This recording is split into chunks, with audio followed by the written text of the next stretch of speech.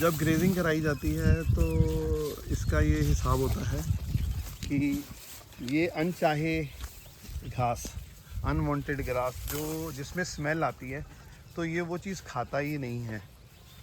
तो ये जानवर की फितरत है, जो चीज़ इसको अच्छी लगेगी वही खाएगा। जैसे कुछ भांग के पेड़ होते हैं रास्ते किनारे, वो नहीं खाएगा।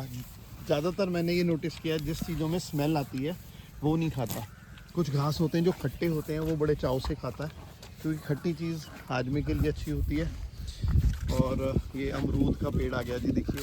तो अमरूद बड़े चाव से खाता, अमरूद के पत्ते, नहीं ये अमरूद नहीं है, सॉरी माफ़ी चाहता हूँ, ये कोई और जंगली पौधा है।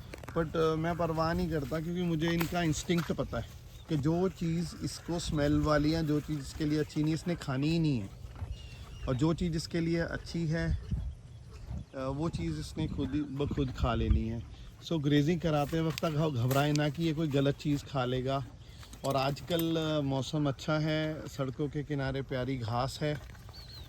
तो आप जैसे मैं रख रहा हूँ जानवर, है ना, तो मैं यहाँ का रहने वाला नहीं हूँ, बाहर का हूँ, मैं किराए पे रहता हूँ। तो ये चीज़ है कि आप ग्रेजिंग करा सकते हो और रोड के किनारे अच्छे घास मिल जाते हैं। और उसमें घबराना नहीं आपने कि कोई चीज़ को नुकसान ना दे जाए रोड किनारे से। तो इसने खुद ब खुद वो चीज़ खानी नहीं है जो चीज़ इसको नहीं पसंद। और इसका जो फेवरेट घास है वो ये दूब घास ही है। तो ये दूब घास आपको जूम करके दिखाई दे, ये जो ये खा रहा है ये दूब घास है, ये इसका फेवरेट होता है। खूब भर भर के खाता है, इंजॉय करता है। और एक घास होता है थोड़ा खट्टा सा होता है ना, वो भी बड़ा ये लाइक करता है।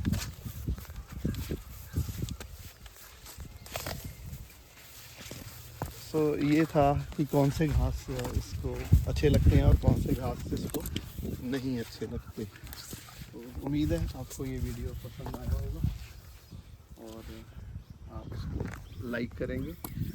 ये देखिए, मैं एक दिन आपको वीडियो डाला था, ये धान पक रहा है और धान की बालियां जो हैं ये देखिए, ये भी चावल ही है समझिए। तो बड़े शौक से खा रहा है।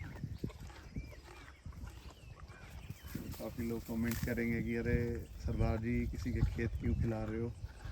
तो भाई रात में भी तो नील गाय आके खा ही जाते हैं, वहाँ कौन पैदा है, कुछ नहीं, दो बाली खाने से कम नहीं होता। ये कहा जाता है कि खेत के कोने अच्छे से मेहनत से बनाएं। अगर आप खेत के कोने अच्छे से बनाएंगे तो एक कहावत है कि अच्छा अनाज पैदा होगा, खेत का कोना ख़राब ना होने दें। बाकी एक कहावत है कि किसी की मेड़े काटने से आप इतना अनाज नहीं पैदा कर सकते कि एक बिल्ली का पेट भर सके। तो मालिक अनाज खेत के अंदर दे दे। और जानवरों के खाने से कभी खेत का अनाज कम नहीं होता, जंगली जानवर इतना खाते हैं। मेरा तजुर्बा है कि जितना जंगल किनारे खेत होते हैं तो जो कंबाइनें काटती हैं, वो कभी भी कंबाइन वाले ये कहते हैं, हमारा तजुर्बा है कि जानवर के खाने से फसल कम नहीं होती बल्कि ज़्यादा ही होती है।